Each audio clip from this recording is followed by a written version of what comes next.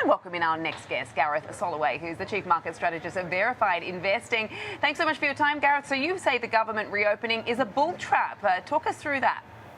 Yeah, so the idea here is that when we look at the charts, and I'm a pure technician of the charts, is that we're seeing major negative divergences on the RSI and a lot of these semiconductors as they're making new all-time highs, like a Micron. You guys were just talking about STX, Seagate, as well as WDC. A lot of them, while they're making new all-time highs, are actually showing major negative divergences. In addition, we're seeing this kind of reopening enthusiasm, the buy the dip. Oh, the government's going to reopen, so everything's going to go back to normal.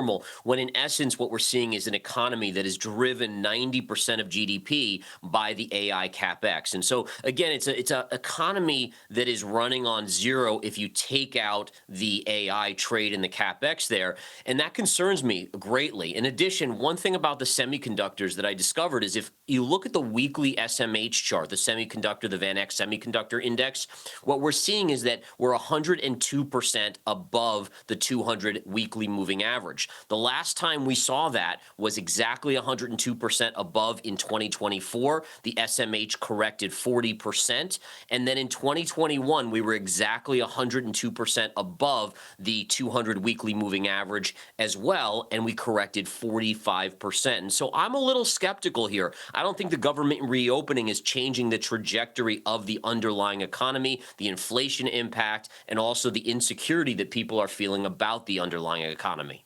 So, Gareth, if the semis do roll over, does it take the broader market with it, or can some of the other sectors cushion the blow? I'm in the camp that it takes generally the markets lower, mainly because there's so much weighting on the semiconductors. When you have NVIDIA near 5 trillion and Broadcom 1.65 trillion and Taiwan Semi, as you were just talking about as well, I mean, these companies make up such a huge percentage of the indexes now that if the market, if this group does roll over, they will take the overall indexes lower. Now, the interesting thing is I still think there will be winners, like a Pfizer, for instance, which has been beaten down paying a 7% dividend. We have seen during sell-offs these periods where money, instead of leaving the market, it rotates into more defensive names. And I do think there are opportunities for investors to kind of move into those names to capture some alpha in the near term. But I strongly encourage people to be very careful here with the AI trade. 75% of the gains in the S&P in the last 2 years are just because of the AI trade and the AI stocks. And that's, again, when you're betting the whole farm here or everything on the farm in relation to the AI trade, one little misstep, one deep fake or deep seek, as we called it back then, I mean, these type of things can derail the market very, very quickly. And I do think the economy is only getting weaker. Yeah, I mean, we've already had a lot of conversations sort of questioning the AI valuation story and also a lot of talk about AI bubbles, etc. Just want to get your thoughts on, as we continue to see this sort of risk on, particularly in tech, it's been a good day for Bitcoin. Just what is your take on all of this? Because, we've seen this sort of not managing to gain the sort of momentum that we've seen in equities post 1010. It's really just been stuck in this range. What's your outlook for Bitcoin? Yeah, and that's an interesting issue here with Bitcoin. And what we're seeing here is that historically, I love looking at history to kind of predict the future here. In 2017, Bitcoin topped out in about, I think it was in December of 2017. And what we saw is about 6 weeks later, the stock market, which had been hitting new all-time highs since, but Bitcoin was not participating, we saw the stock market roll over. In 2021, Bitcoin in November of 2021 hit all-time highs and started to roll over. The stock market hit all-time highs until late December, about 6 more weeks. And so there are little things like this that make me wary, where when you have de-risking starts in the highest risk assets, right? So crypto would be one of those highest risk assets, and you see de-risking there, and eventually what it can be is a leading indicator for the overall stock market. And so we're right now approaching that 6 week period from when Bitcoin hit its all-time high.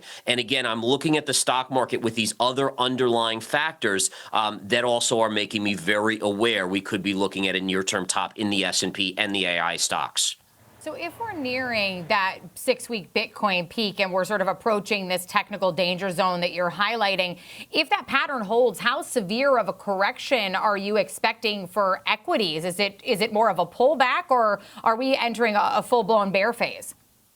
Yeah, I would lean more towards a longer term pullback here based on what I talked about in the semiconductors. We saw 45 and 40% corrections after being extended 102% from the 200 weekly moving average. And so again, I think you're looking at something where you could be looking at a top in the S&P that could last at least a year or possibly even further. And again, Bitcoin, we know Bitcoin, the beta, the volatility in that is much, much greater. And so that could even decline as much as 40 or 50%. Most people will be shocked by that now.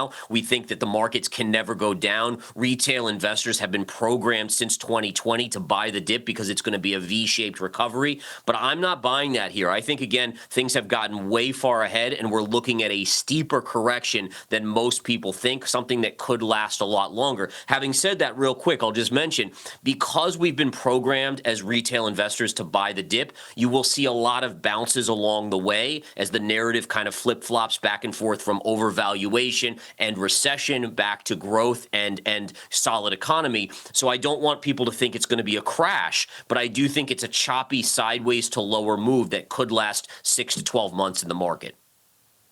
Just wondering then, what would be the catalyst for a correction then? Because as we've seen, any sort of shallow pullback, the dip buyers have stepped in to support the market. But, you know, with a lot of talk about what the Fed might do next, you know, the earnings have also been holding up, but there have been some questions around the capex. And then, you know, I suppose dependent on what happens with the US-China relationship as well. I mean, there certainly seems to be a lot of uncertainties. You mentioned that sort of black swan event too with DeepSeek earlier this year, which wiped, I think it was trillions off the stock market. What would be the catalyst then? Yeah, what I'm looking at is more of a valuation issue here with the AI stocks. We've seen names like Oracle, right? Oracle had this monstrous backlog they announced. They went up 45 at the height, 45% on earnings. And since then, that stock has backfilled the entire move to back where it was prior to announcing that. And we've seen all these deals between NVIDIA and OpenAI and Oracle and Microsoft. And I do worry, again, and many people have voiced this concern, is that you're starting to see this kind of you pay me, I'll give you this, and back and forth, where it's not, are you really creating real demand, or is it kind of a little bit more inflated? And I do worry about that. In addition, I think everyone's been predisposed to thinking the Fed will save the day by cutting rates, but we're not seeing inflation dropping to the levels yet that can really allow the Fed to come out and cut aggressively on the rate side. And I do worry also that, you know, at some point the economy slips into, let's say, negative growth.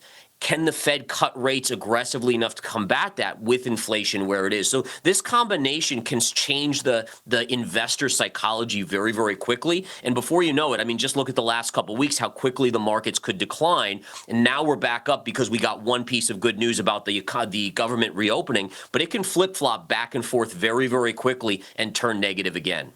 Well, Gareth, we appreciate you taking the time to be with us to talk technicals. Gets Gareth Soloway from Verified Investing.